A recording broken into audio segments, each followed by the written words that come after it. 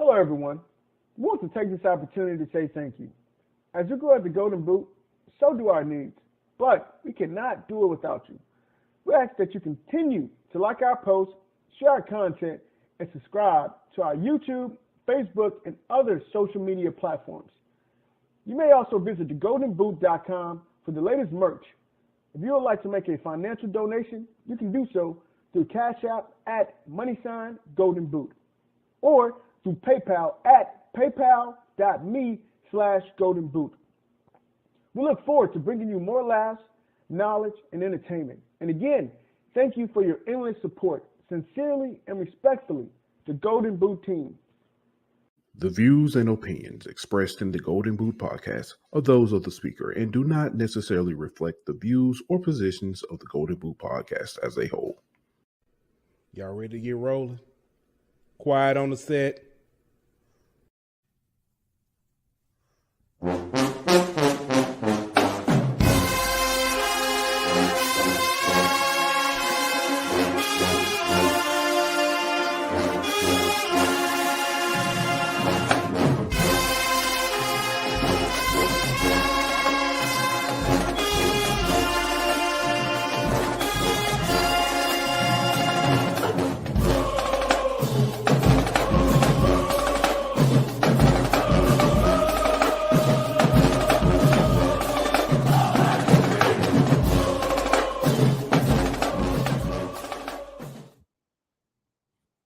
Hey, welcome back to another episode of HBCU DII. It's your boy Pooh Bear. I got my man Ant Petty Murphy in the building. First off, good evening. How you doing, my boy?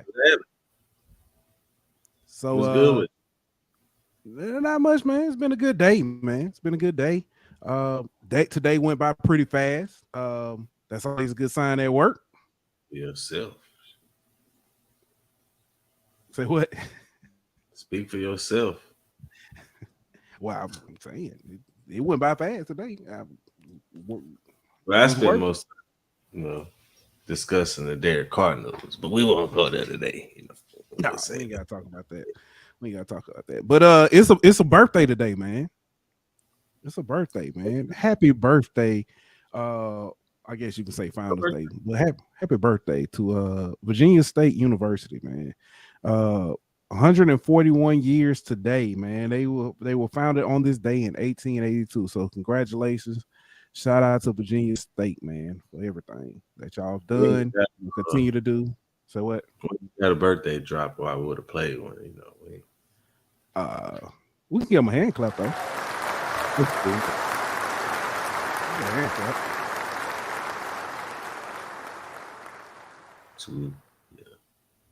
Yeah. They get a hand clap. But let's go ahead and get started, man. We got a special guest in the building, man. Got a special guest to help get through some of this madness, man. Because I know all you're gonna talk about is Grambling gonna win the tournament. Grambling got Hey, I mean, that's all I'm here. Is it? Am I lying? What a lie. Grambling got, you know what I'm saying? Really good. Co-champs. We're gonna get to that too. I ain't very MEAC of them. Yeah, very. You know what I'm saying? Is this Howard? North Carolina Central? Yeah, very MEAC of them. Yeah. Howard. We're co-champs. I will say this though. A lot of SWAC brethren. They gonna get us. They had to eat some Kodo because they were talking a lot of noise about the co-champs, and then it wasn't a few months later they got some co-champs. Yeah. Man, speaking of, I do want to say something before we bring our guests up because I don't necessarily want him affiliated with this.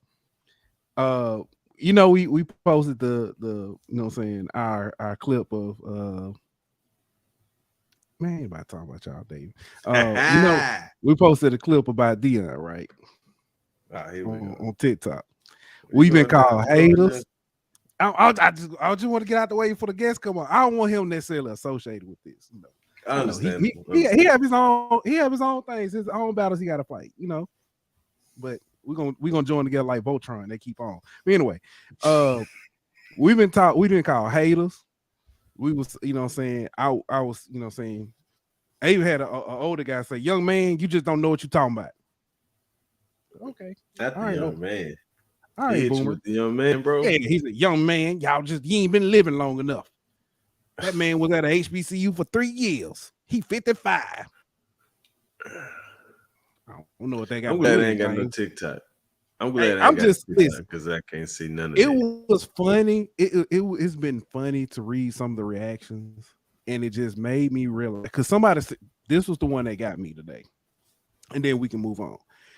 The guy said, "Y'all act like Dion ain't." Oh, he said, "Y'all don't know Dion Black." So what Black got to be doing? Oh, really? Thanks for the breaking news.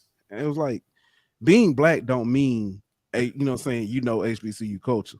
He was like, but HBCU is Black. Man, they should have gave Buddy a segment on CNN for that breaking news. Dion Black, I would have never known that. Listen, all I want to say is a rose is how about this? A tree is a plant, but not every plant is a tree. Hold on, bro. That tree, yeah, I'm with you. Yeah, I'm saying, but there you go. Anyway, yeah. Well, like I said, we got special guests. Man, I don't want to hold too much, man. Like I said, he got his own battles. We're gonna let our powers combine. All right, Just coming through. You gotta chill out tonight. Coming through HBCU hour, straight from the he ain't straight from the Gump. He had some detour, but he was in the Gump for a minute. Basketball expertise. I'm gonna say it. He might not say it. He ain't gonna brag like that. I'm gonna say basketball expertise. Mr. Herbert Seward III, HBCU sports and culture contributor for Fansided and HBCU Digital Network. Welcome to HBCU Hour. Appreciate you. That man got too much job. You like the daddy of Everybody Hates Chris, man. You got about 18 jobs, man.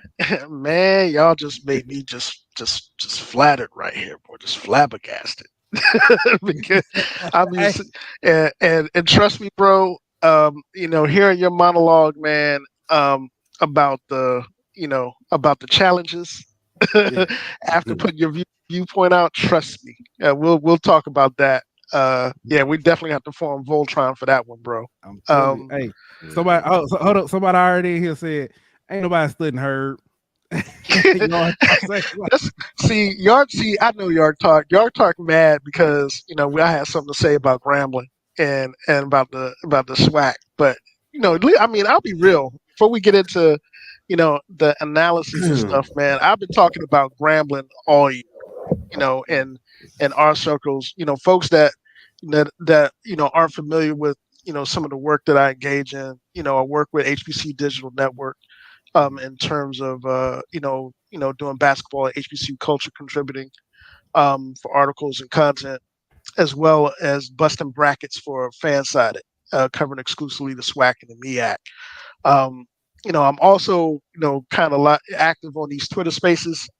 With the HBCU Nightly crew, I've seen you guys on the show catching them, every week, and I do my own thing with my man Coach Payne, HBCU Hoops Weekly, like every Friday, just breaking down, conferences and players and just the attention that we don't really get for HBCUs at D1 and D2 and AI level. So, I try to.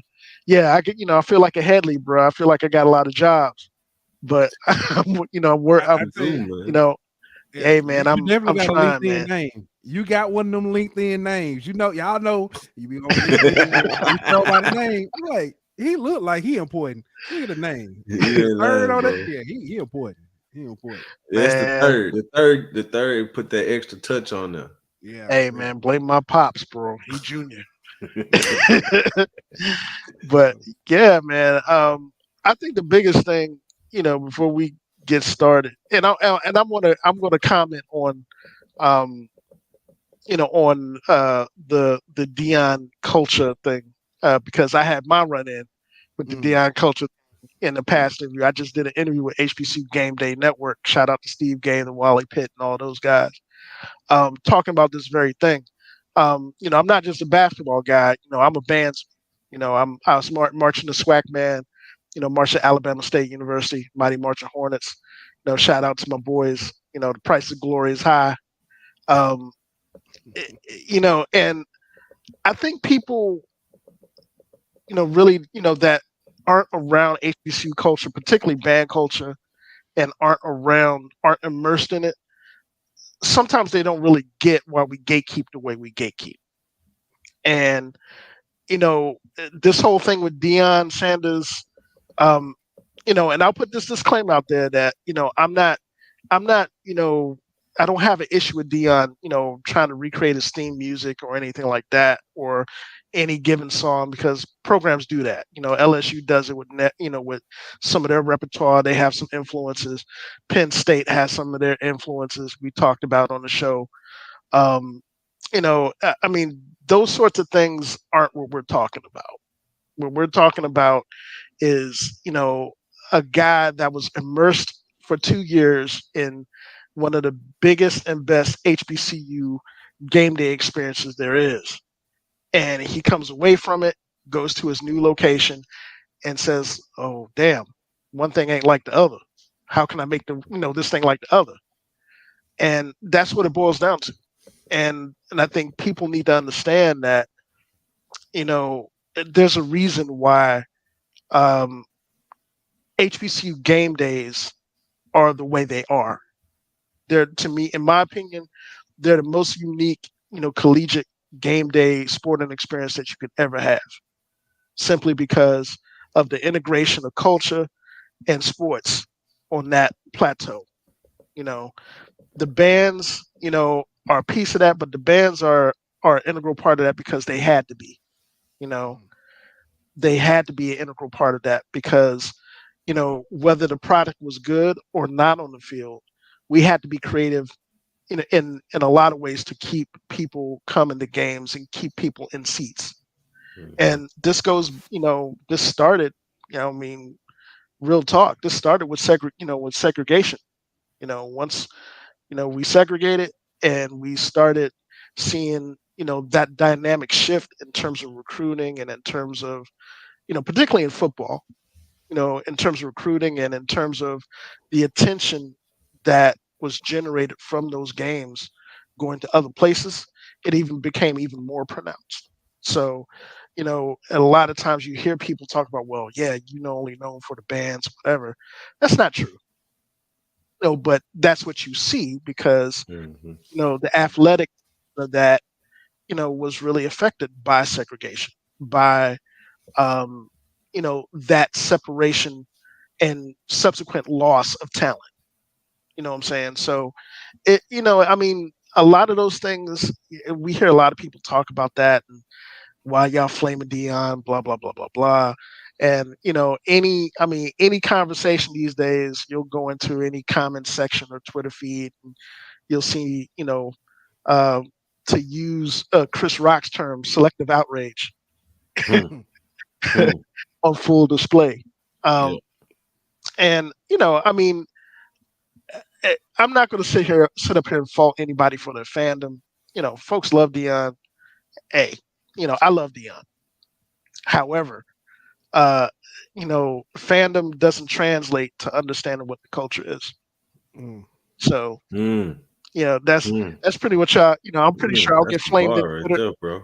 Yeah, I'm pretty sure I'll get flamed on YouTube and Twitter comments for that one too. But that's a bar. It is what it is. I keep telling people I can love the culture. I can love the things I criticize, and I can criticize the things I love. Yeah. Yeah. Now, but I love to criticize. Period. So we've noticed. It's your fault. I ain't used to be like this. Oh yeah, blame me. Everybody else does. Oh man. Why not? Hey, but Herb, I want to say it's an honor to have you on. Before we even get started, listen, like you said, HBCU nightly. Listen to you speak. You at Coach Payne. You mentioned Coach Payne. To hear y'all speak in the depth that y'all go through, not just knowing the X's and O's, but knowing about those smaller schools and those players. It means a lot. It's because a lot of times, honestly, I feel overwhelmed trying to keep up with all all the SWAC, and then we started covering a little bit more MEAC, and then it was like, but what about Tuskegee? What about Miles? I'm like, oh God, so to see the job that y'all do, man, it's impressive and nothing but respect. Man, I be quite honest with you. I really appreciate it, man. And I mean, I'll be the first one to tell you, I've seen you guys work from afar, since I've been in this space. And I've only been, in the content creation space in comparison to some other cats for a really short period of time. But man, y'all doing some solid work too. I'm I know for me covering basketball, and just kind of give you a little bit of background. For those that are listening, I'm a native Washingtonian. I'm born and raised in DC. And if anybody knows, the DC metro area, PG County, Maryland, Northern Virginia, it's a basketball area. It's a basketball city. When I grew up, I was growing up on John Thompson at Georgetown and Len Bias at University of Maryland. You see me on Twitter, you'll see Len Bias in my profile pic. I grew up watching that cat. And Howard, I mean, I didn't really get exposed to, the HBCU side of hoops until I started talking with my family. And my family has a lot, my family's from Southern Virginia. So, there's a lot of CIAA history with that family. My father, was going to play for St. Paul's, before, St. Paul's is unfortunately no longer around anymore, but that's the heart of CIAA territory. I got family that, that played at Virginia State and Norfolk back in the day. So, basketball is kind of been, second nature for me, which makes covering HBCU hoops, to me, it started out as a hobby, trying to turn into something that, everybody can really love and appreciate because it deserves it. You look around at every level of play, there's really, really good basketball being played, whether it's, the small colleges, whether it's NAIA, whether it's Division II or Division I. The folks that choose to matriculate at these programs deserve it. They don't get a lot of press, and a lot of times we look at records and strength of schedule, and we'll get into that a little bit, as we keep talking. We look at conferences like the SWAC and the MEAC, and folks from the outside look at like stuff like RPI and strength of schedule, be like, oh, well, they're not really that good. Well, then, that's kind of a misnomer because, you got to play money games. You got to travel.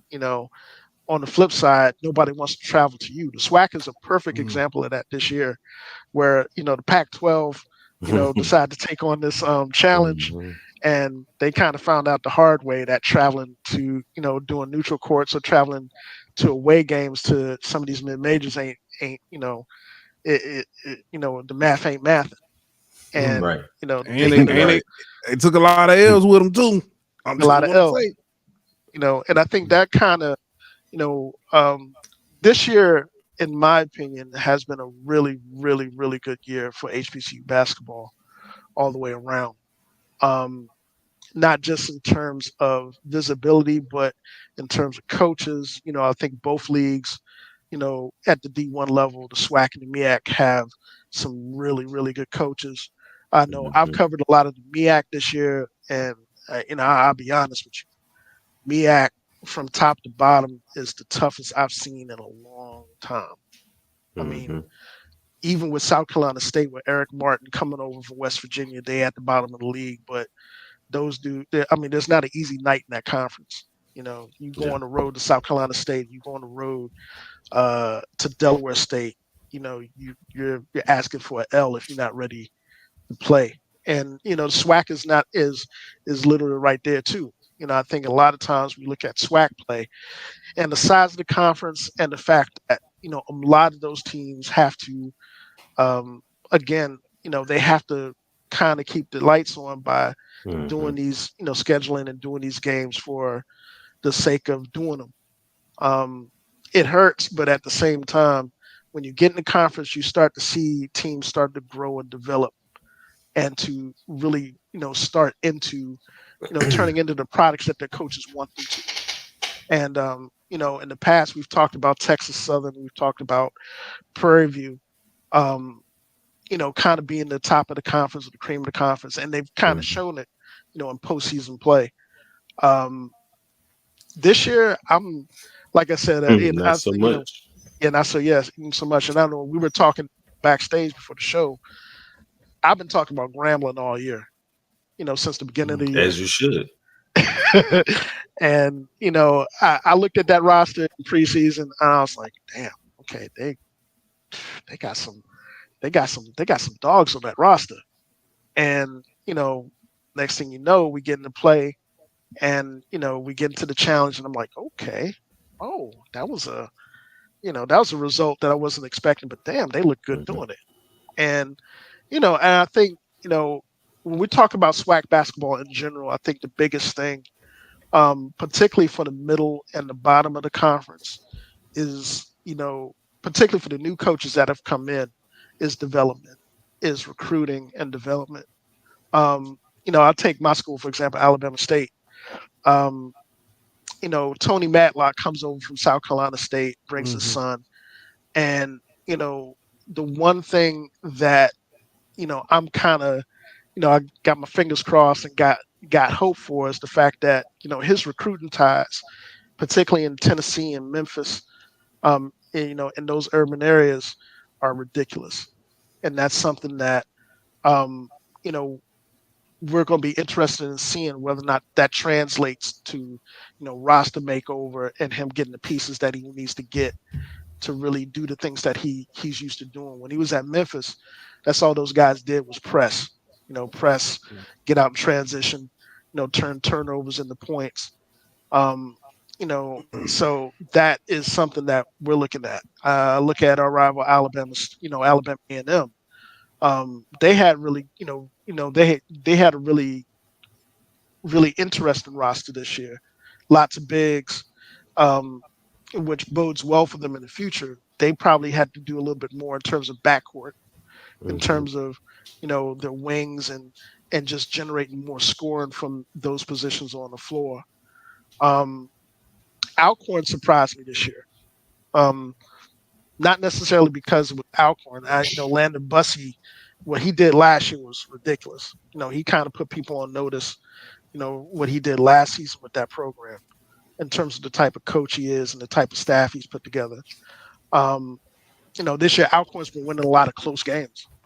We said on HBCU Nightly that, Alcorn happens to have like a lucky, a lucky foot, charm, or a lucky shoehorn in the jersey somewhere. That's kind of, but I think as opposed to luck, it says a lot about the toughness of that squad in terms of how they play under pressure and how they do the things that they need to do to win games. Yeah. So that, there's a lot to be said about, SWAC play. And I think even though me personally, I think the MEAC is probably the tougher conference right now.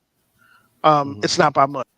It's one of those things where, any given time in the next 3 to 5 years where the bottom or the middle of the SWAC starts to improve, you're going to see, a lot.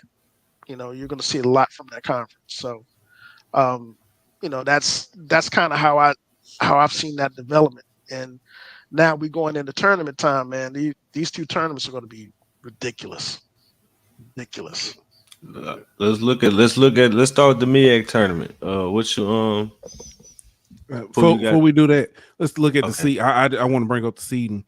Let's see here. Number 1 seed is Howard taking on number 8 seed South Carolina State. The number 2 seed North Carolina Central will be taking on the number 7 Delaware State. The number 3 is Norfolk State taking on Coppin State. Number 6 Coppin State. You got Maryland Eastern Shore. It's the number 4, and they'll be taking on number 5 Morgan State. That's how the bracket shapes up to start off.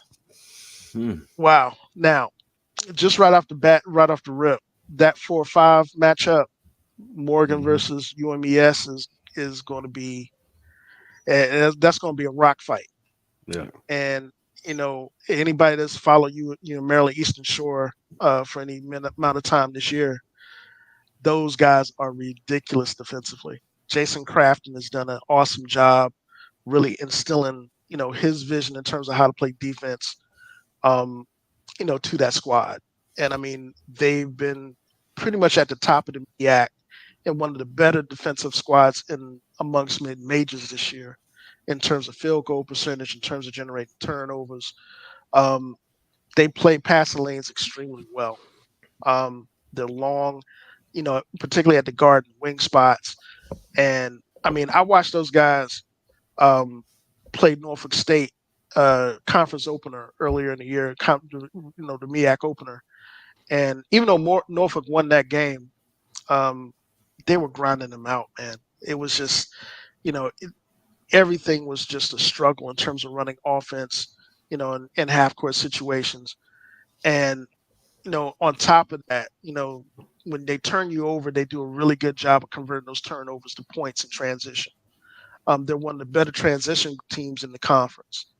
On the other side of that matchup, Morgan State they've got some pretty dynamic guard play. Isaiah Burke is a bucket waiting to happen. They lost his kind of, Batman to his Robin, Malik Miller.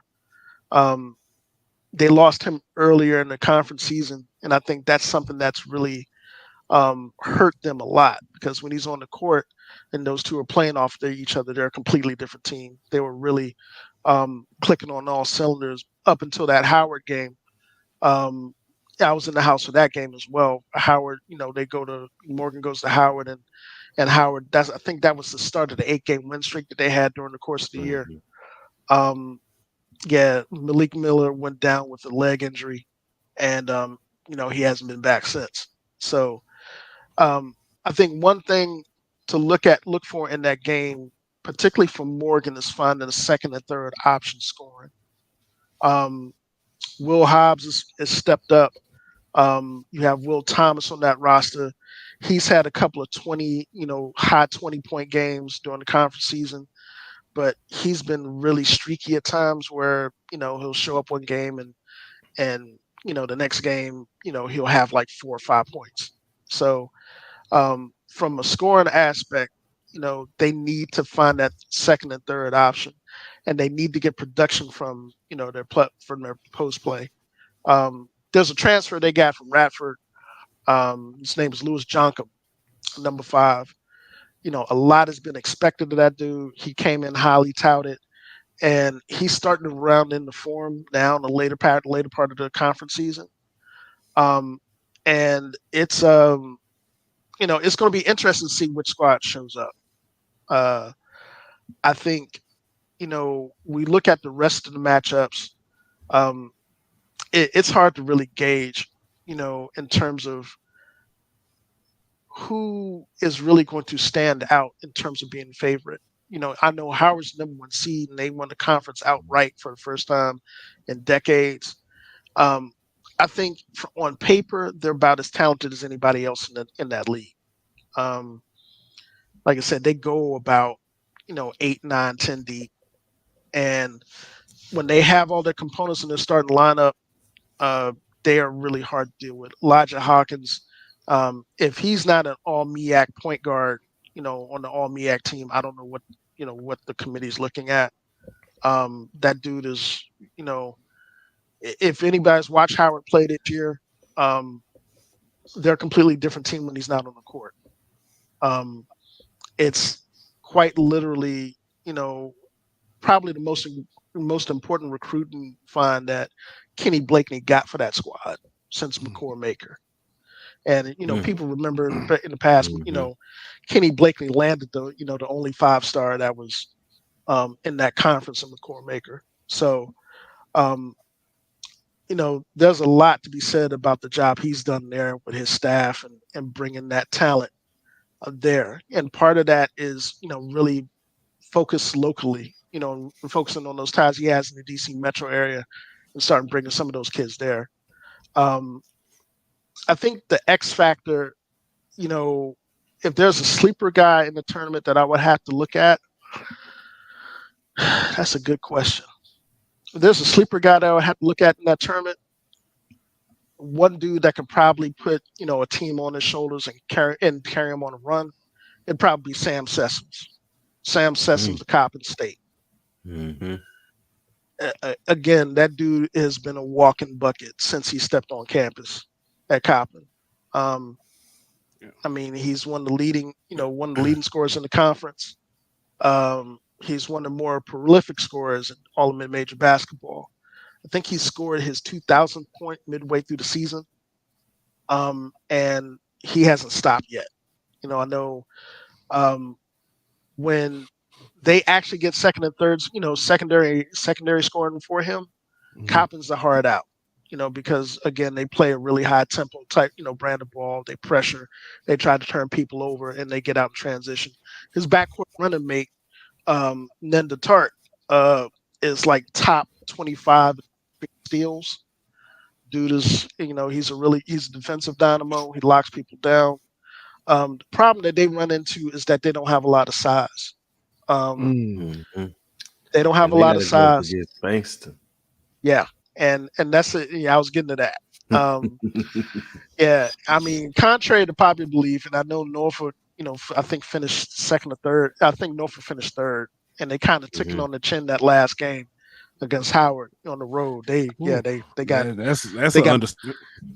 Yeah, I know Coach Jones, so I'm taking it easy on him because I'm not trying to, I don't want him coming at me on Twitter and says like, bro, you ain't had to talk about us like that. But yeah, that was a rough game, and that was a good example of what Howard could do when they're clicking on all offensive cylinders. Those guys, when they're not being disrupted and they're really able to move the ball around and just find mismatches and get open shots, they can really shoot the ball.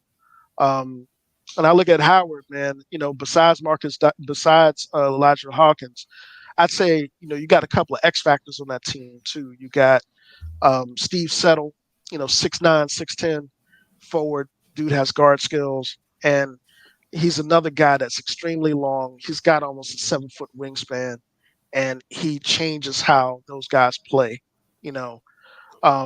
or gives them a lot more flexibility in terms of what they can do. You got Jordan Wood, number 24, Texas kid, 3-star. That guy has really grown in that program, and he's turned into a really good stretch four for them. You see him a lot of times in games. If he's a little streaky, but you see him posted up in corner, you see the first shot go down. You better bring a lunch bucket because you're gonna be able to hit a lot of shots. And I think the third guy in that lineup, Marcus Dockery, Maryland transfer. He had a reputation coming out of high school as a shooter. He didn't really get a lot of time at Maryland. He found a good landing spot at Howard, and it took him a little bit of time to get his legs under him. But once he got into conference play, he's been lights out. He's really been an effective, two guard. You leave him alone, you give him a little bit of light, he's gonna drill the shot. So, I think the biggest thing with any of these teams, in the tournament, is that matchups matter. Matchups are going to really play, make a big difference. Make the difference between a team making a run or a team getting upset. In terms of the best team going in the tournament playing right now, it's not Howard, it's not Norfolk, it's North Carolina Central. I think North Carolina Central is starting to really round into shape, and Brendan Medley Bacon, it's one thing the MEAC rarely has is a 7'1" rim protector that's athletic and can run.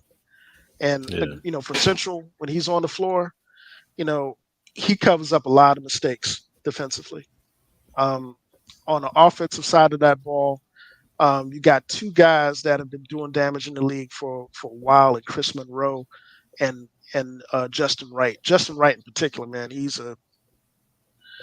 as hard of a guard as there is in HBCU basketball. When he's scoring the ball, he's hard to stay in front of. He's hard to stop. We talk about Norfolk State, Chris Bankston, you mentioned him earlier, and I'm not going to be remiss and not mention ISO Joe Bryant. Joe Bryant. ISO Joe. Old man game Joe. Joe, and I mean that with the utmost respect and as a biggest compliment, because that dude has been, indicative of what MEAC basketball has been about. He's I mean, and I've said this earlier in the year, is that out of all the guards in the MEAC, he's probably the most pro ready in terms of his game. He's strong. He can get to pretty much any place on the floor he wants, either by the dribble or just his strength alone, and he could score at all three levels. So, he got a good feel for the game too. He doesn't get sped up. You can't speed him up defensively.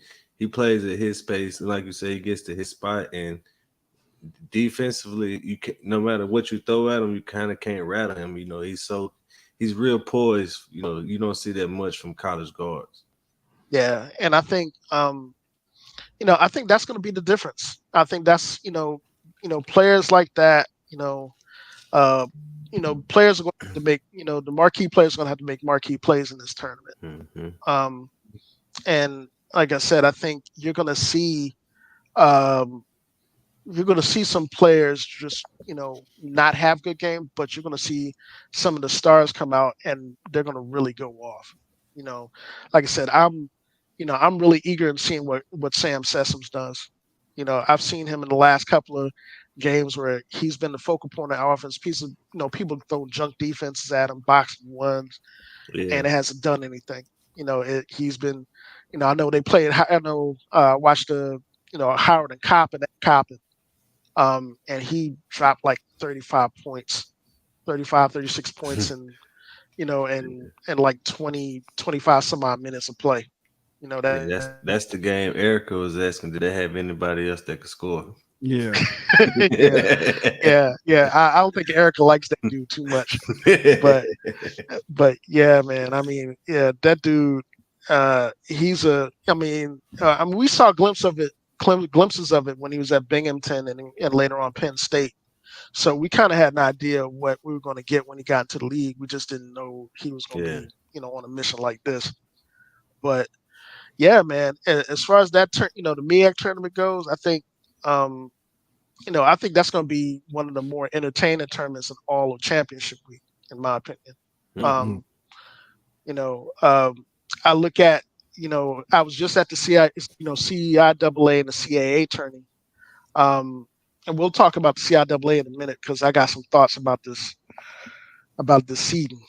That they, particularly for Miles and particularly Miles. I got to talk about that later, but I'm gonna have to get my thoughts ready for that one. But yeah, in terms of the CAA, Hampton, I'm gonna put a disclaimer out there. Because I got a lot of friends that are affiliated with Hampton. The Pirate is really solid. Fan base for their program. Some gotta be done, bro. Some really, because the way they came in and got boat raced by Monmouth, of all people, Monmouth. It wasn't pretty. And the thing that bothers me the most about that is that it's not like Hampton was devoid of talent. They had a lot of really talented pieces there. Jordan Nesbitt is really good. Guy out of St. Louis, Missouri. Deuce Dean was on one of the Big South, all tournament and all conference teams when he was in the Big South. I mean, it's just that when you look at Hampton plays, you see the pieces don't really fit, and I think that's something that has to be addressed in transfer portal. I think it's something that the coaching staff, that staff is too good of a staff to have results like that. And I think that's just something that, it's a matter of getting the right pieces that fit, on that roster. North Carolina A&T went out against, Stony Brook. I watched that game and, I was, courtside for that game in the media in press row, and A&T had their chances. First half they played. They got out to a 14-zip lead. They ended up leading at halftime like by 4, but they really, really stalled out in the second half. And they had Stony Brook had a guy go for 30 and 15 in the second half, and he just went off. I mean, they were, at first they couldn't hit it. They couldn't hit anything from behind the arc, and A&T was, hitting some shots, and they just went completely cold. And I think ball movement killed them. Ball movement and shot selection really did them in, particularly in the second half, of that, and they had that exit determined. And I think, it's kind of rough because I know the interim coach there, Coach Shumpert, I think he's done a heck of a job with those guys in his first year. I'm not sure if that's going to be enough for him to hold on to the interim tag, but, there's a lot of talent there on that roster. Duncan Powell immediately comes to mind. I hope he sticks around. He's a 4-star kid out of Texas that chose to go to A&T. You can see him with the shag. He's the only guy on the court with a shag. So it's like, okay, he's and he's a heck of a player. Cam Woods was, second team All-CAA. They got a lot of talent on that squad. I just hope that whether it's Coach Shumpert or whomever they bring in, they're able to keep that core together and just get some more post play there, because they've got an opportunity to really build on what they have. And I'm not even going to talk about the A&T women. The A&T women have been legit. Those ladies have I think they have a real shot of winning the CAA tournament for real and going to the big dance. That's how good they've been. Yeah, I think the only other thing in terms of hoops, in terms of a squad that doesn't have a conference affiliation with the SWAC and MEAC, is probably Tennessee State. Yeah. And Tennessee State is a program that I've watched a lot this year. J.R. Clay, Junior Clay, that dude is ridiculous. Christian Brown, Power 5 transfer, he's been ridiculous. But J.R. Clay, Junior Clay is arguably one of the best offensive talents in the OVC and in mid-majors. He's averaged, a shade under 20 points a game the entire year. He's had a couple of 30-point games this year. And, the OVC folks have had the game plan for him. It's they were in the thick of, the conference championship race in the regular season all the way, to probably the last week or two of the season. They went out in the second round of the OVC tournament. So it's going to be, they're going to be kind of sweating to see whether or not they actually get an NIT bid. They did finish with a winning record. But it's either going to be the NIT or the CBI for them. Yeah. And that I think they have Coach Collins there has done a really good job with those guys. I think, again, and I think this is kind of a recurring thing for a lot of HBCU squads. They don't, there's not a lot on the block in terms of depth. There are a couple of really good players that, fill forward and hybrid positions, but you don't see a lot of really traditional back to the basket, post play. And that's something in some of these mid-major leagues, particularly when you got other mid-majors that rely on that type of play, it hurts a lot. Yeah. Now, this brings me to the SWAC, and I'm gonna let you guys talk about the SWAC. Let me start by saying this: Alcorn and Grambling are co-champions for regular season. The only reason, and you make sure that you let G know that I said this. The only reason that they're co-champions is because they only played once. Grambling didn't get their rematch to play Alcorn again, and if they did, Grambling would be the standalone champions of the SWAC. I'll just say that. It's a lot of ifs in that statement, but I just want to say that they co-champs. I mean, they don't control the schedule. I mean, they don't control the schedule. Nobody does. Control who they play. Yeah, and I'm gonna put before I let y'all go on with your SWAC analysis. I'm gonna put this disclaimer out there. particularly for the folks today that had an issue with the HBCU weekly final top 10 poll. Some cat from Colorado that was on the Twitter feed, just like, okay, yeah, well, you should do your research. It's like, my guy, you're. I'm sorry. I mean, if you got issues, and you're talking about research, you're really kind of splitting hairs here. You're talking about a conference where there's nobody under 300 in RPI. So that by itself, just slow your roll about the research. Just be a fan. If you're Homer, just say you're Homer. If you're Alcorn Brave, I love Alcorn. I love Graham. But if you got that type of heat, just do your own poll, bruh. I mean, but at the same time, I think. Go ahead. Quick question: being in Colorado, who is he a fan of? Exactly. I'm like, I mean, Jackson State probably. But I had a discussion with one of our regulars on HBCU Nightly about Jackson State being in the top 10, the final top 10 poll, and I was like, no.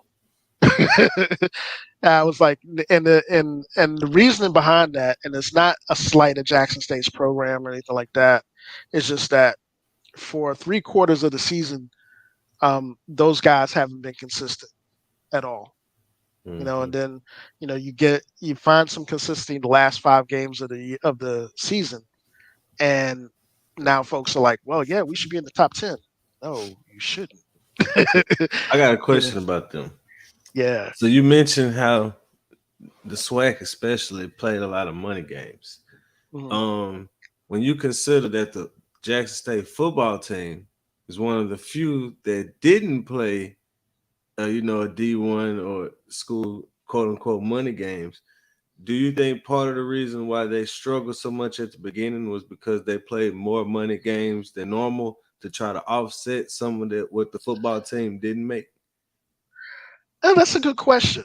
I think it's a little bit more than that. And This has a little bit more to do with how can I put this and be diplomatic about it as an Alabama State guy.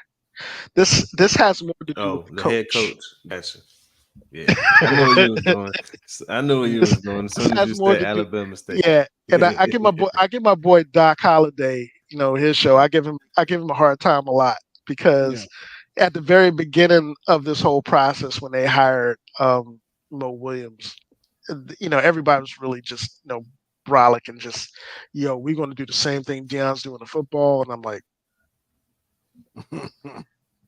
nah, man. There's a reason why we're not broken up about Mo Williams leaving. And again, this is not a knock on Mo. I think Mo just needs a lot of time, to implement the system that he needs to implement and to get his own players in. But the way he plays basketball, or rather the way his philosophy is in terms of, what he envisions his teams to do, take a little bit of time to develop, particularly if you're not recruiting at a specific level and you're just relying on transfers, because it really required those transfers to come in and immediately gel. When they don't, and this is in to a lesser extent, this is kind of the dilemma that a lot of our coaches face, is that we rely heavily on the transfer portal, and when we do, we're recruiting from JUCO ranks, which is not a bad thing, but you have to be very selective about how you go about recruiting and putting your pieces together to get a certain result. So, I said this, joking around with him. It's like, man, if I were you, I would temper my expectations for this first season. And, it's like, well, I don't know what you're talking about. It's like, trust me, temper your expectations for the first season. A lot of the same things you guys were saying, we were saying when he first came on. It was a home run hire. I remember because it came down between him and Fred Watson and Miles in terms of people that were considered out of state position. No, I'd take that back. They've hired him for a flat out. This was Tony Matlock and Fred Watson came, and Tony Matlock won that out. Sorry, I misspoke there. I think, like anything else, I think if Jackson State's patient, they're going to get a good product, but it's going to take time. And if they're expecting, ready microwave instant made, championship seasons out of those guys, no. It's going to take time it's going to take time for that to happen. Yeah, they got a tough test in the first game of this tournament too. We're gonna really see which version of Jackson State show up because they got PV to start off, and then seating wise. Okay, this is how it lines up. You got PV. That's a rough matchup. That's a rough matchup for them. PV. They got PV in the first round. Mm-hmm. Yeah, go ahead, Paul, what you got? Yeah, here's the seeding and how they match up. You got number 2 Grambling versus Bethune, number 7 Bethune-Cookman. You've got number 1 Alcorn State versus number 8 Texas Southern. You've got number 3 Jackson State versus number 6 Prairie View. Then you've got Southern, number 4 Southern versus number 5 Alabama A&M. Yeah, you got the preseason favorite for the conference barely gets in a tournament at the 8 seed. And if you Alcorn, you're like, this is what I get. This is what I get for winning the conference. I get Texas Southern in the first round. Like, not just that, you've got a rematch of this past weekend where Alabama A&M just upset Southern, and they going right back at it again. Yeah, that's a good point. Yeah, and then if you're looking at it, Jackson State, they get perennial power in Prairie View.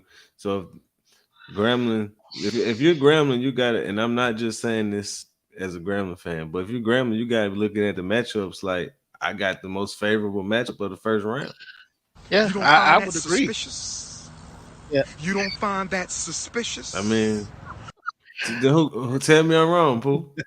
Man, look, just hearing the that bracket breakdown, man. I'm looking at that 1-8 game, and I'm like, yo, I mean, somebody don't like Alcorn, man. You've got, Texas Southern. We know they've had kind of a non-Texas Southern season by their standards, but they do that. Texas Southern. Yeah, there's spotlight shines in the postseason, and those guys are built for they're built like that. You still got a lot of experience for those postseason runs on that roster, and they're going to be motivated to play to make another run. That's going to be rough. I think Grambling. I would have to agree with you. I think Grambling has the easiest path to a championship game. I think on paper, if you look at that roster on paper in comparison to everybody else that's made the tourney, they're built for a tournament run. And I think I said this a couple of weeks ago. If those guys get into the NCAA tournament or the NIT, they're built to get a win. They get the right matchup. Like I said, they play defense extremely well. They are robust on the block. They rebound the ball well, and they are solid defensively. I think one thing about tournament play, defense travels. Defense, one of the things that you can count on is that teams that are extremely solid defensively, they create their own chances to win. You don't have to worry about 1 or 2 or 3 options going cold on the offensive end. When your defense can, make stops and you can generate offense from your defense. And those guys have proven that a lot this year. Yeah. I think that's something that's worth looking at. I look at that 4-5 matchup with Southern. I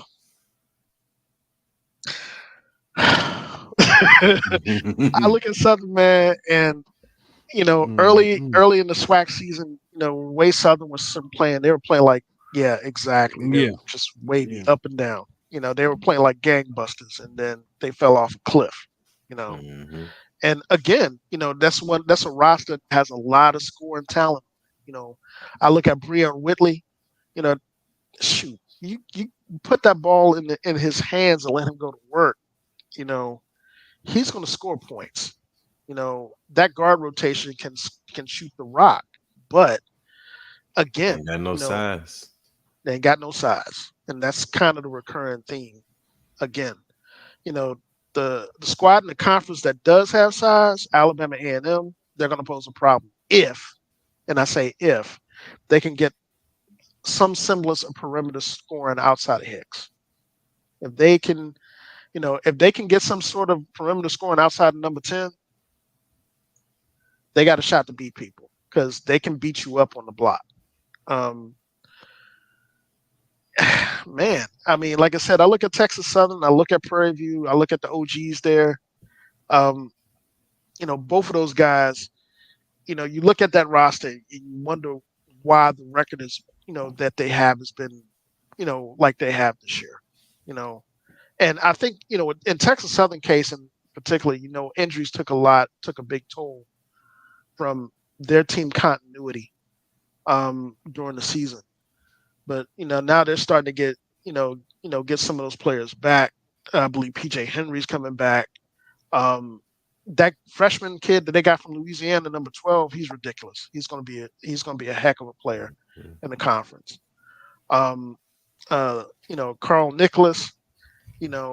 Again, it depends on which Carl Nicholas shows up. That guy shows up and has a whole bunch of energy. He makes that Texas Southern team a completely different animal to deal with. And I say all that, to state that, SWAC has been chaos all year. And I don't see anything different happening with this tournament. I feel for Alcorn. I really do. Because I think those guys are the most primed for an upset. Given the matchup they got and who they're playing and the desperation that they're going to be playing with.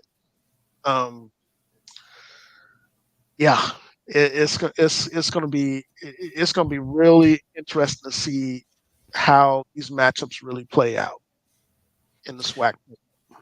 Yeah. It's funny to look at the both the football and basketball season and see how for the most part it was anybody could be anybody for the most part. I mean, football was kind of, we know Jackson State was Jackson State. But it seemed like anybody could beat anybody in the MEAC and the SWAC. The MEAC, I know for sure, had several different number one teams at one point because I know North Carolina Central had it for a second. Then it was Morgan State. Then it was Howard. Then it was North Carolina Central. Maryland Eastern Shore. Yeah, and that's the thing that I think, people that aren't really familiar with the conference, MEAC conference as a whole this year, was just how much parity there was in the conference in that small number of teams. Half the conference got winning records. You know what I'm saying? I think more than half, 60%, have winning records. You got one squad in Morgan that finished the season at 500, and I think you only got Coppin, South Carolina State, and Delaware State that finished under 500 in terms of the overall record. I mean, that, for the MEAC, that's a heck of a, turnaround given where the conference was last year and all the conjecture about, whether the conference was going to survive, whether they're going to get new membership, all sorts of stuff. And again, I think, scheduling has a lot to do with that. I think a lot of that too has to do with the fact, I think they changed as a whole. I think they changed how they went about scheduling. Instead of, going, and finding certain types of big names to play, to do the cash plays. They did a lot of regional scheduling. I look at Coppin, for example. Those guys made the Maryland and DC and Virginia circuit in terms of mid majors, as opposed to taking Power Five matchups. I think the only one they took was University of Maryland that they took. The same could be said for North Carolina Central and Norfolk. I mean, both of those guys, Coach Jones and Coach Moten, really do a good job of preparing their kids for conference play. In terms of out of conference matchups that they go about, they're not afraid to schedule, those really tough Power Five and mid-major matchups as well. And Norfolk, in recent history, those guys have done extremely well in terms of those matchups. So, like I said, I think both conference tournaments are going to be extremely entertaining. I need you to pick a winner. I need you to pick a winner. Yeah, that's what I was going to next. We got to pick a winner, man. We ain't gonna let you get off by just saying that, man. Damn. Bro, I was gonna try, but yeah, man. If I had to, if I'm, and I'll take the SWAC first, because I think the SWAC, has kind of given me a little bit of clarity in terms of the last couple of weeks. I think Grambling has the clearest path, and I think Grambling is the best built to win that tournament. So I got Grambling taking it. Like I said, defense travels, man. And all right, we can end the show now. That's all we're gonna hear the next few weeks. Hey man, let that man talk, man. He's a very educational man right now with very intelligent thought, man. Let him finish. Man, as far as the MEAC goes, that's gonna be a harder sell. I think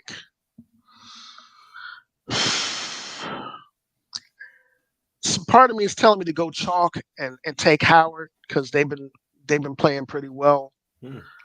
But part of me is like, man, don't, this is how we're talking about.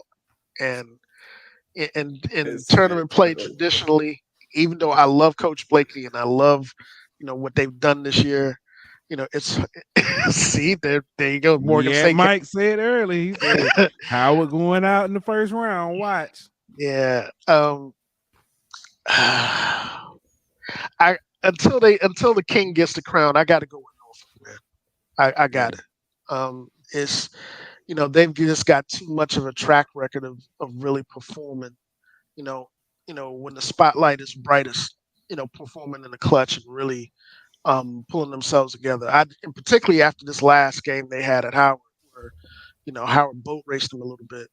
I don't see a repeat of that type of performance, not out of Coach Jones or that roster.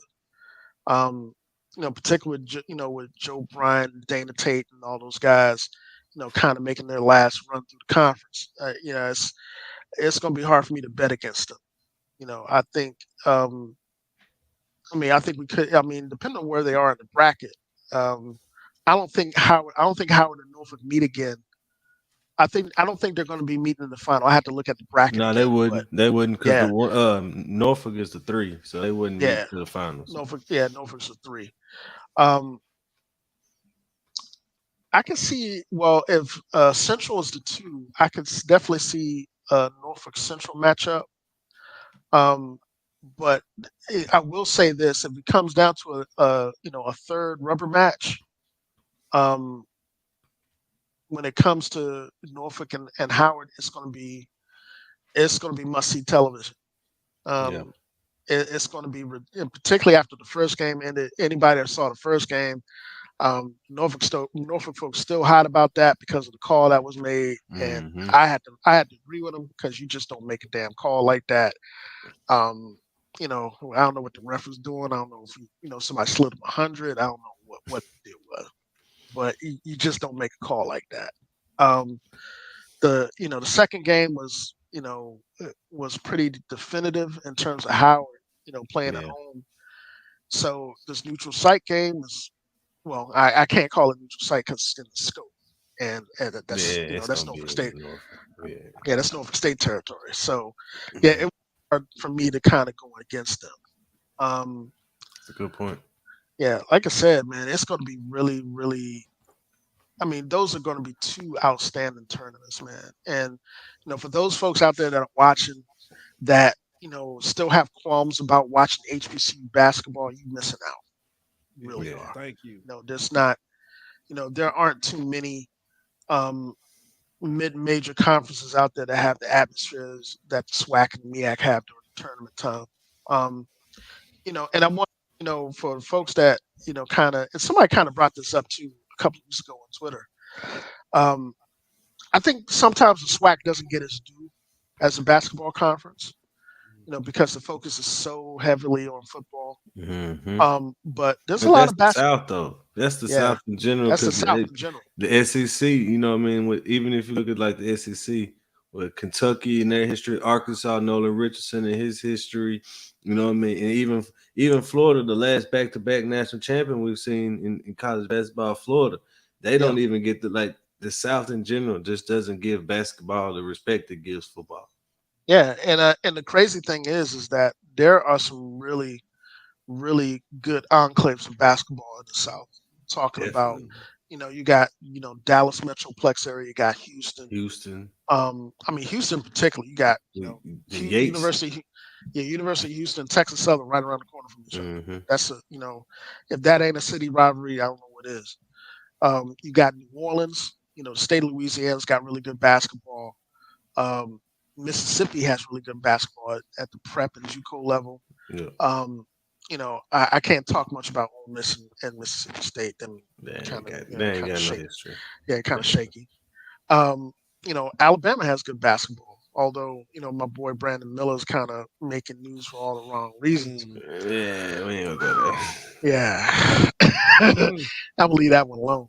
But the point being is that there's a lot of really good basketball being played in the South, a lot, and whether it's the SWAC, whether it's the SIAC, which we're going to talk about here in a minute with the CIAA and the prospects of the CIAA and the SIAC in this tournament. Yeah, man. I mean, I would behoove folks out there that just have football on the mind for the South, just to kind of take a step back from the football fandom for a minute during this portion of the season, and take a look at what's happening, because you gotta, and I'll say this again, man, you got a group that is equipped to make some noise in the tournament. I was going to ask you that. Do you think Grambling, of all the HBCUs, do you think Grambling has the best chance to win a tournament game? I think they do, but I also think that a lot of that is contingent upon matchups. Matchups, yeah, obviously, yeah. Yeah, I mean, last couple of years, we haven't playing games. Yes, playing games, 16 seed. I mean, to me, that's just kind of like, all right, dude, y'all are here. You're gonna face, the number one seed. We gave y'all the bare minimum, Yeah, exactly. And this year is kind of the same, because the number one seeds that you see, whether it's Purdue, I don't see anybody dealing with Zach Edey in the middle. Nobody. Nobody. Young E or Monster. I mean, you talk about Houston. Houston has been solid all year. Texas Southern found that out firsthand early this year. They played them. I'm not even sure if UCLA is going to be a number one seed. They may, depending on what they do in the tournament. Possibly Kansas. Either way, Kansas definitely. Yeah, Kansas definitely going to be a number one seed. And you already know what comes with Kansas, man. So, I mean, the key is, who comes out of the tournament and what these other mid-major tournaments do. If you get a couple of upsets, for some of these, other lower to mid-major tournaments, people that you don't expect to get auto bids, then yeah, you could see, a MEAC or SWAC squad like Grambling come off of the 16 seed and come into a 15. But it's going to take a lot of work, and it's going to take a lot of divine providence from out of some of these. So basically, we need to root against FIU and we need to root against Charleston. Yeah, Gotcha. yeah, yes, particularly Charleston, man, because I think I didn't catch who they're playing in the final, but Charleston, they could probably out of the mid majors, they probably got the biggest chance out of the smaller mid majors to get an at large bid because of the You body. think they got a better one than FIU? I think they're about the same. But I mean, admittedly, I haven't seen as much of FIU as I have with Charleston this year. I think FIU's conference hurts them a little bit though, because UAB was down this year. Like Louisiana Tech's down. They don't have the normal powers that they normally have in Conference USA. Western Kentucky's down, so it kind of hurts them a little bit. Their leads down, so they don't get as much strength from that. Yeah, I agree, and I think, like I said, man, I think ultimately, it's going to be interesting to see who comes out, particularly in the MEAC. Like I said with the SWAC, I think Gramblin's the best equipped. I think Grambling, has the depth on the roster. They play the style of ball that's, that kind of grinds you out, that translates better to NCAA tournament play or NIT tournament play. And that's the other thing we got to consider too, is that you've got two squads in the SWAC that would, by being co-champions, that both are immediately eligible for the NIT and the CBI. So, that's the good thing about that is that, regular season champions, normally are NIT bound if they get knocked out of the tournament. In the SWAC's case, they got two. So it's like, that's a good thing to really hang your hat on. The MEAC, you've got like 4 or 5 or 6 squads that, have winning seasons. Howard's the only one that won the conference outright. So if they didn't make it, they would automatically get an NIT bid, but there would be a good chance for at least one other at-large bid for the NIT out of that conference. And I would look at Norfolk State and their pedigree because, a lot of times that's what that boils down to. CBI, you got to win a record, and you're breathing, you're going to be in a CBI. They're already another home game possibly. Yeah, they're already, and just to kind of put this in the perspective, folks that run the CBI are, they've already asked around. There's like 16 teams that have already turned it down. So that's not including the conference champions that, would be eligible for it because they'd be probably going to the NIT or something like that. Yeah. So there may be, this might be a bigger window this year for, HBCU representation in the CBI. That'd be dope. Yeah. So that's something for a lot of us at the D1 level to keep an eye out for. No, I'm sorry. Go ahead. I was going to say, man, I know we were going to talk about the D2 tournament, but before we do, I can't, leave the SWAC without mentioning Jackson State women. And for sure. And the fact of the matter is that that's your best chance to win a tournament game. Yeah, because I don't see anybody in the SWAC tournament beating those, even coming close to beating them. They've been beating the brakes out of people. So very dominant. Yeah, and I think you're absolutely right, and I think that's the best chance for the conference, HBCUs in general, to go into a first round and have a matchup to get a win, because I think they're better. I think not only do they get a 15 seed, they're in a they could get a higher seed than that, depending on how they perform in the tournament and how dominant they are. So, on the flip side of that, MEAC, you've got. I think it's going to come down to more. It's either going to come down to Morgan, Norfolk State, or Howard, and I'll be remiss. I have to, give a big shout out to Norfolk State's women's squad. The last couple of months, those guys have been shutting people down. I mean, when I say shutting people down, I'm talking about teams scoring in the teens. What about A&T women? A&T women, I think, they have a really good shot of winning the CAA. I think they got a good shot to win with an automatic bid outright. You think they could win a tournament game? Yeah. Or would they probably be a 15 seed somewhere around in there? I think they would be a 15 seed, but they would be a hard 15 seed to play. And like Jackson State last year. Yeah. And I also think that their body of work is good enough to give their consideration for an at-large if for whatever reason. Yeah, either way. We got you. Yeah, if for whatever reason they don't, they get knocked off in the tournament or, they end up playing in the NIT. I think A&T's got a real shot. They got some hoopers on that squad. Would if Jackson State women were to get knocked off, would they get it at large or would they? I would hope so, man. I mean, and I think this also has to go back to how our conferences are viewed by the NCAA.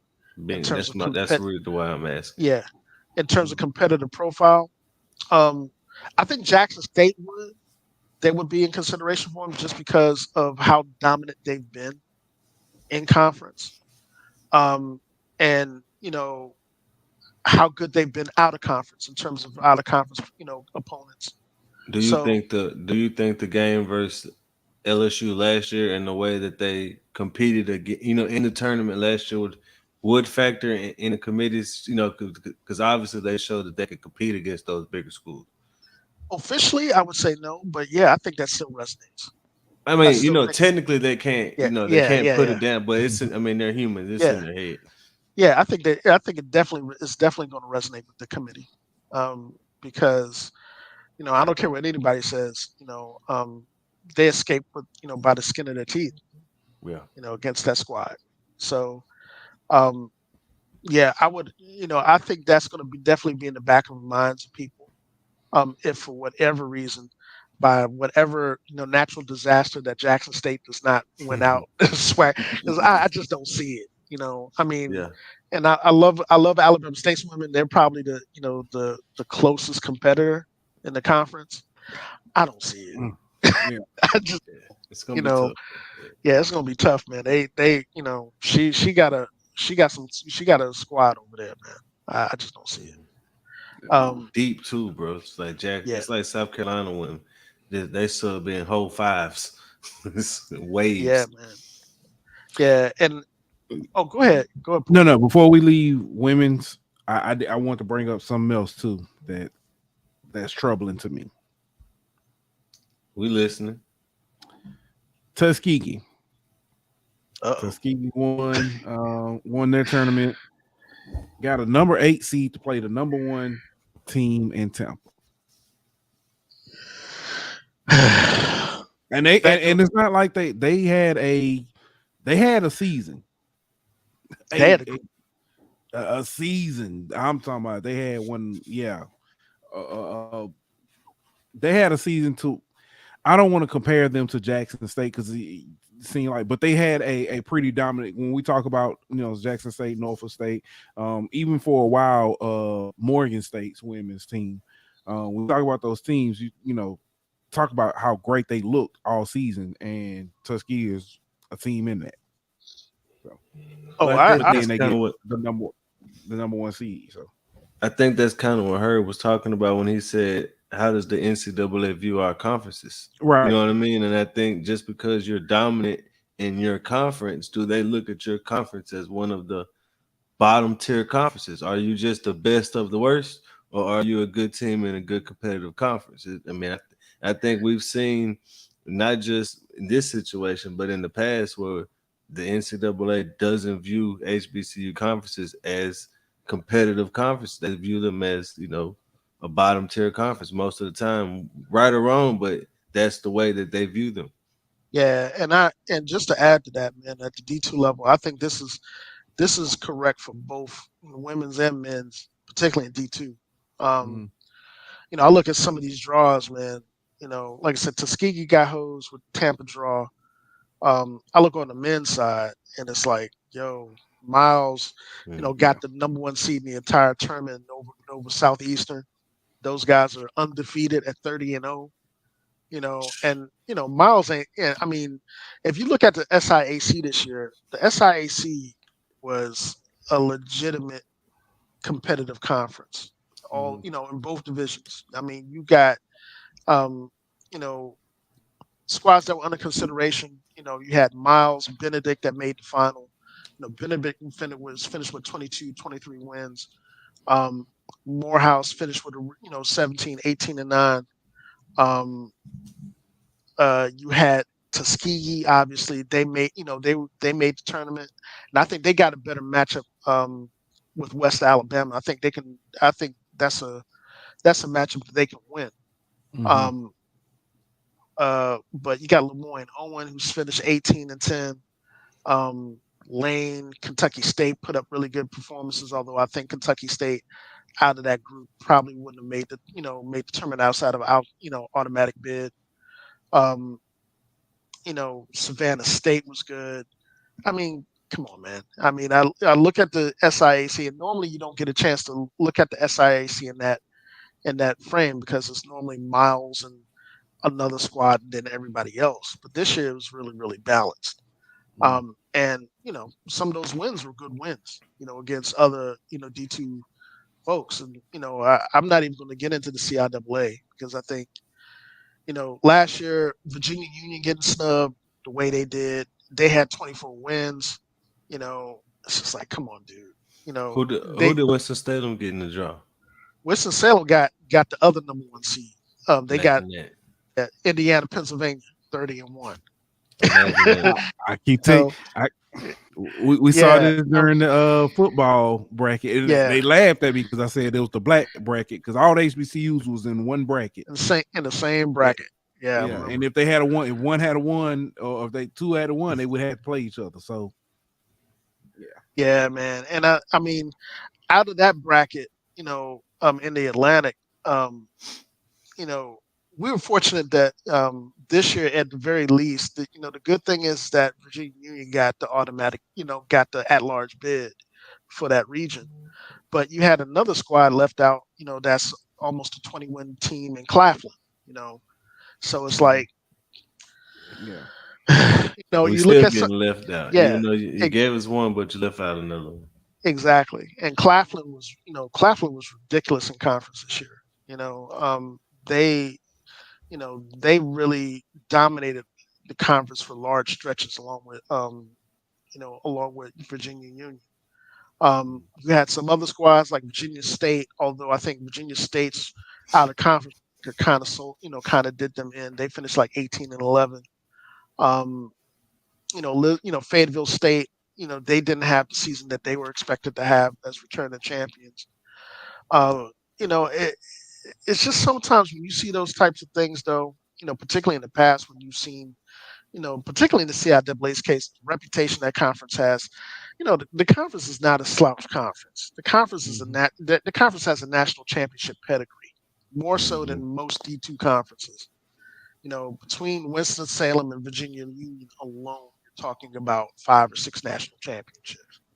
So, even though that's more of the latest one was, I think, Virginia Union won it in 2005, I believe, if I'm not mistaken. That was the last one. They've got three by themselves. 2000, 2005, and 1981, I think. Winston-Salem has one in the 80s. The ones they have, the other two they got in the 60s. So, I mean, there's a lot to be said about that type of, and I'm not going to use the word bias because, I don't want people like blowing up the Golden Boot on some other shit. Pardon my language. But they be mad anyway. I don't. Yeah. But, I think, that's the competitive perception that our conferences have to really worry about, particularly at the D2 level. And I think the CIAA and the SIAC in football have had to deal with that a lot. Even with Damon Wilson before he transferred to Morgan, if you remember, those guys finished like number 6 in the final poll in the nation at Bowie State. he got National Coach of the Year, and folks were still like, well, the CIAA really wasn't a good football conference. It's like, dude, those guys were a national quarterfinalists, man. What are you talking about? You know, I think that squad, beat pretty much every out of conference, opponent they had all the way up until Valdosta State and the national quarters. So those sorts of things those are the types of things that we still have to deal with. And I think, the only way to erase that is, the product, on the field has to be at a point where you can't ignore it, particularly at the D1 level, because like I said, there's some unique challenges for basketball at the D1 level, in terms of getting opponents that are willing to play you, on neutral sites, or willing to play you at home and home. I think that's the challenge. And I think that's something that, this season was a really big step in that direction, particularly with what happened with the Pac-12 and some of the victories that the MEAC had. It's just something that has to continue. I want to, because you talked a little bit about the history. I want to talk about a team that doesn't get talked about a lot, but they are being honored. The 1982 Cheney State Lady Wolves basketball team. They will be nominated. They will be nominated to the 2023 James Naismith Memorial Basketball Hall of Fame. So, man, good kudos to them. Long overdue. Yes. It says the first and only HBCU basketball program to compete in the NCAA D1 Final Four or national championship. They are absolutely correct. And in my opinion, they are the best women's basketball team in history that nobody knows about. Yeah. You want something interesting about this team? I found, coach by C. Vivian Stringer. She coached for free. She was there she was at the school as a professor, and she was asked about coaching the team, and they told her, well, you ain't gonna get paid for it. So she coached that team. Yeah. One of the greatest women's basketball coaches of all time. Also, that was the first time that there was an all-female coaching staff. That's crazy. Yeah. And that's extra legendary, bro. Not only you the first HBCU to make the Final Four, you do it with an all-woman staff. That's so dope, bro. And your coach ain't paid. That's so dope, dog. That's crazy. That is crazy. And see, and the thing about it is that, that sort of thing isn't new. You know what I'm saying? I mean, we're not even talking about when the NAIA was kind of a main governing body, in competition with the NCAA, and the NIT was was the tournament as opposed to the NCAA tournament. There are a lot of instances of teams and squads that are HBCU squads. I mean, Tennessee State, or rather Tennessee A&I, when McClendon was there, those guys won everything. Winston-Salem won a lot. More recently in terms of D2, you've got I mentioned Virginia Union, but University of District of Columbia won a national championship in 1981, and they returned to the final in 1982, I believe. They had two NBA cats on that roster. Earl Jones and Michael Britt. That's DC. That's HBCU and DC basketball history, because those guys were native Washingtonians. There are so many examples of our programs having that type of history that people don't know about, for obvious reasons. And the good thing about seeing the resurgence of HBCU basketball as we see it now, we haven't even talked about NAIA yet. NAIA tournament, Langston is a real contender to win the national championship at the NAIA level. You got Tougaloo that's got one loss on the season. They're a threat. You got Xavier, Louisiana that qualified for it. And the squads that didn't qualify for it, like Philander Smith, they got 24 wins. Paul Quinn, the year before won a small college national championship. So there's a lot of really good basketball being played. We even got, our resident coach Green, part of our HBCU nightly, right. Crew. He's he's coaching with Rust. He getting ready to have his tournament run. They got a really good chance to make a good run. In the NAIA. So it's I would implore people, to really start paying attention, to what's going on, because there's a lot of really good basketball being played. Me personally, this is my favorite time of the year outside of HBCU football, because brackets come out, people talk stuff, until the brackets blow up, and then you see all the misery and pain because the brackets blow up. Yeah, it's the best time of the year, man. Best time of the year, Wow, man! Listen, Herb, it's been a pleasure, man, and I know it's a lot more. We're gonna have to get you back on, man. When you know what I'm saying, maybe talk about the the tourney once we know who is going and some people who possibly go to the NIT. Before we go though, it is Women's History Month. I know we talked about that 82 Cheney State scene, but there's some current history being made. This past week, Natola Hawthorne became the first female to officiate a D1 baseball game. And I know y'all like, hey, that's not really HBCU related. She was umpiring the Alabama A&M versus and I forgot, just that quick. But it was a SWAC game. It was A&M versus it wasn't Texas Southern. I can't remember who they played this week, but she did get that accomplishment. So kudos to her. You know what I'm saying? Still making history. Yeah, still making history. But before we go, tell the people where they can find you. You got all the, accolades and all the LinkedIn all 16 sites they can find you on. Yeah. Man, give her a mine at the end. All right, there you go.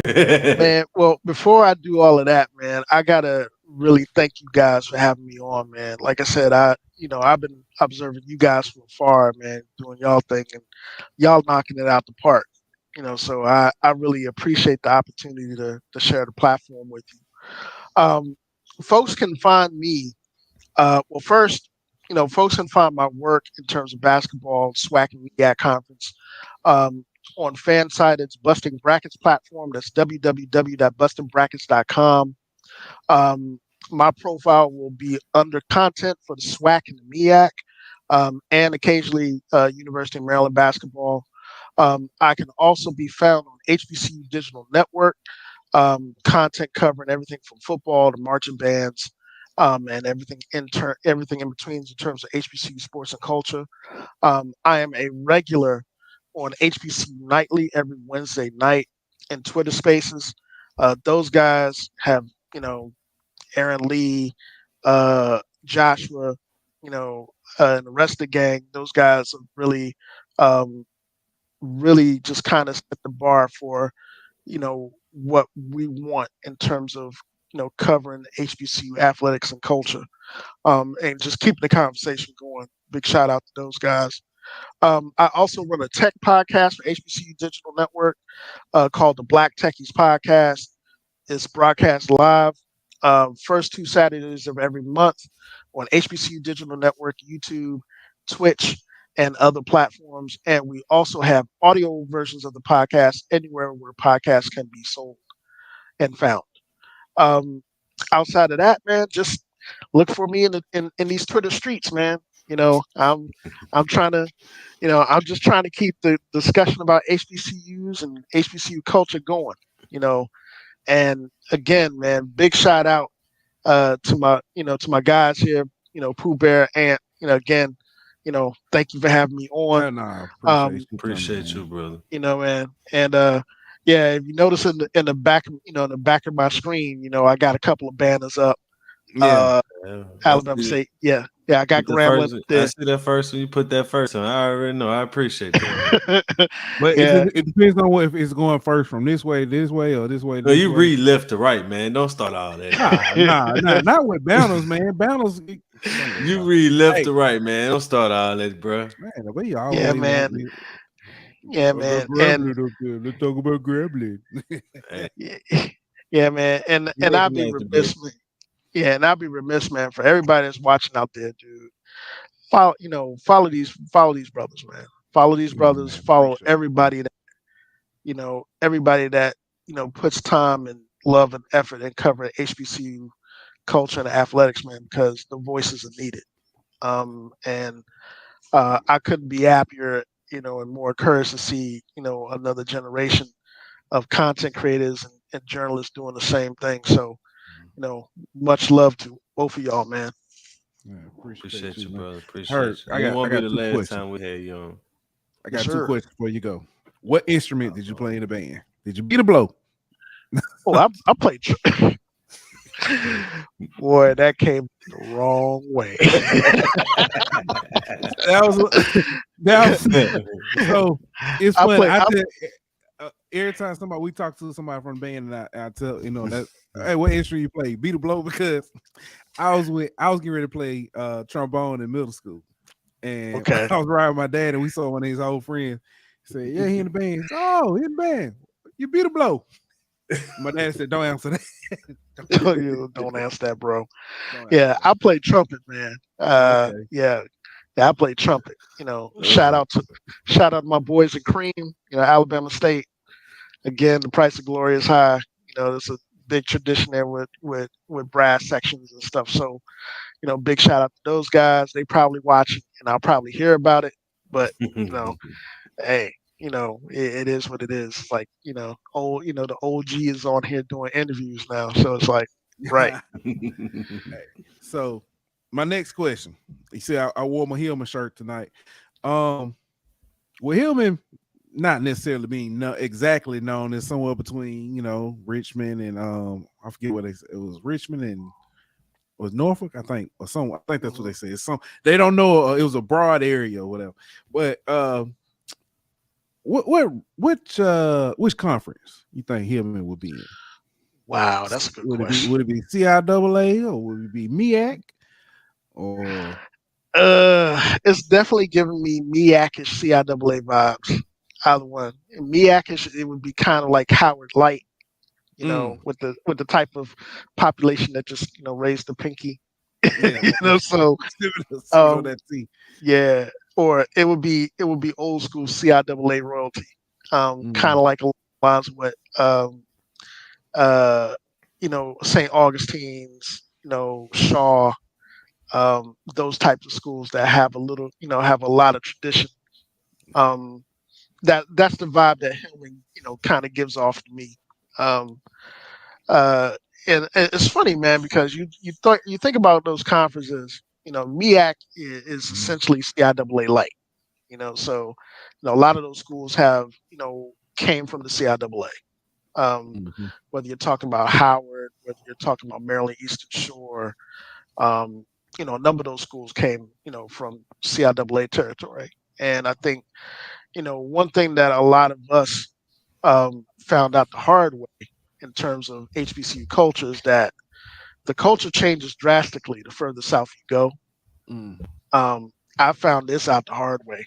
As a DC kid, the moment I got out the car and stepped foot in Montgomery in the state of Alabama, I was like, Pop, I don't know if I'm going to be doing this or not.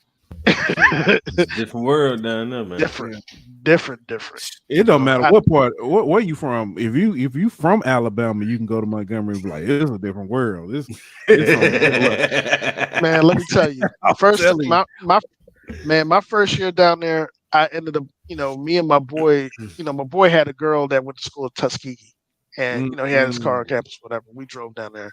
And the drive down to Tuskegee was like, it seemed like it's forever. You like that drive to Tuskegee can feel like like, man, how much we've been on the road 3 hours.